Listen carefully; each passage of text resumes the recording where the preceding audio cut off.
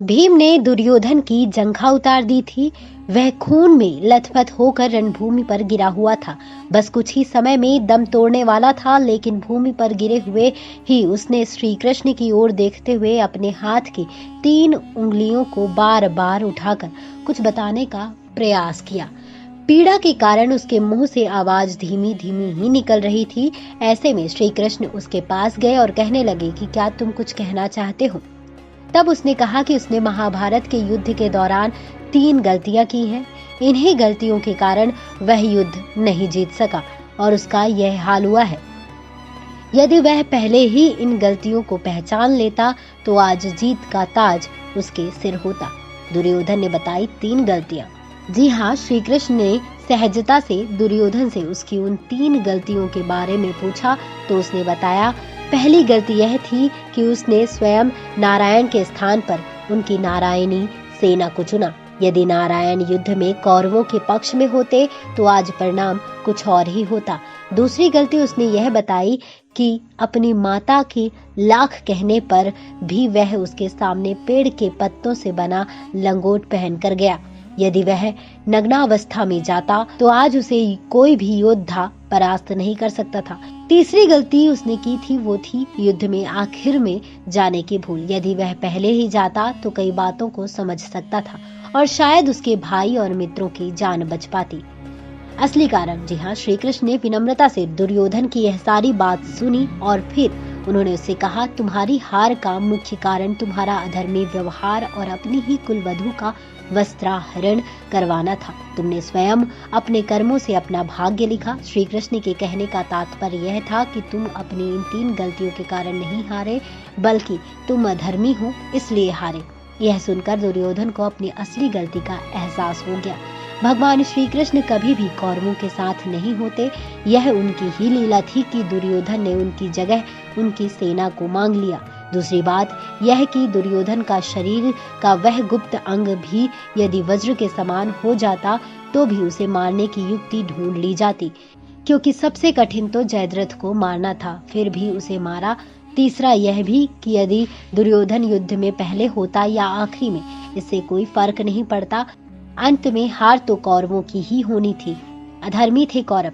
बता दें, कर्ण सहित सभी कौरव पक्ष के लोग अधर्मी ही थे। कर्ण ने भी भरी सभा में द्रौपदी का अपमान किया था और उसने भी कोई कम पाप नहीं किए थे। अब सवाल यह उठता है कि कौरव पक्ष में गुरु द्रोणाचार्य और भीष्म जैसे ज्ञानी ध्यानी कई महारथी लोग थे, फिर भी उनके पक्ष को अधर्मी कहा गया। ऐसा क्यों? दरअसल जो सत्य का साथ देता है उसे धर्मी और जो असत्य का साथ देता है उसे अधर्मी कहा जाता है। भीष्म निश्चित ही विद्वान थे, लेकिन उन्होंने धर्म का साथ ना देकर वचनबद्ध होने के कारण सिर्फ सिंहासन का साथ दिया। भीष्म ने अंबा, अंबिका और अंबालिका की भावनाओं को कुचलकर जो कार्य किया वह अमानवीय था। भरी सभा में जब द्रौपदी को निर्वस्त्र किया जा रहा था तो भीष्म चुप बैठे थे। भीष्म ने जानते बूझते दुर्योधन और शकुनी के अनैतिक और छलपूर्ण खेल को चलने दिया। भीष्म ने ऐसे कई अपराध किए थे जो किसी भी तरह से धर्म द्वारा उचित नहीं थे। पांडु के जंगल चले जाने के बाद धृतराष्ट्र को सिंहासन मिला। किंवदंती है कि गांधारी धृतराष्ट्र से विवाह नहीं करना चाहती थी, लेकिन भीष्म ने अपनी शक्ति का दुरुपयोग कर गांधारी का विवाह धृतराष्ट्र से कराया था। बता दें आपको कि ये जानकारी हमें वेबसाइट्स और अन्य जगहों से प्राप्त हुई है। इसका नेक्स्ट 9 स्पिरिचुअल से कोई भी लेना देना नहीं है। जब गांधारी गर्भ से थी तब धृतराष्ट्र ने अपनी ही सेविका के साथ सहवास किया, जिससे उनको युयुत्सु नाम का एक पुत्र मिला।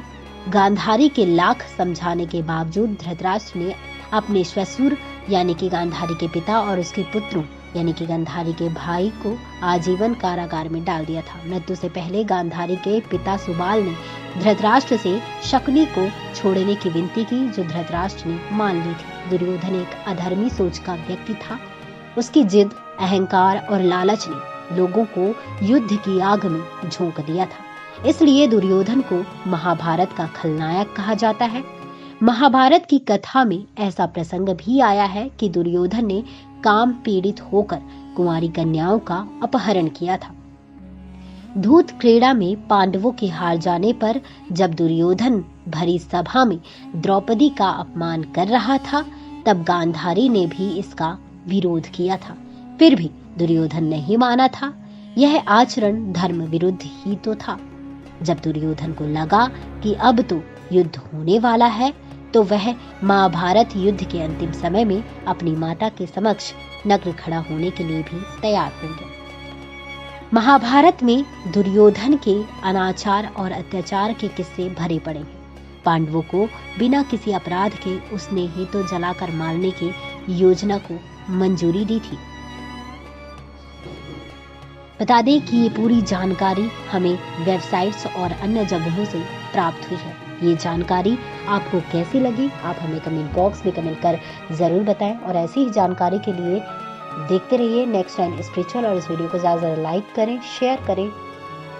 नेक्स्ट 9 स्पिरिचुअल से श्रुति की रिपोर्ट।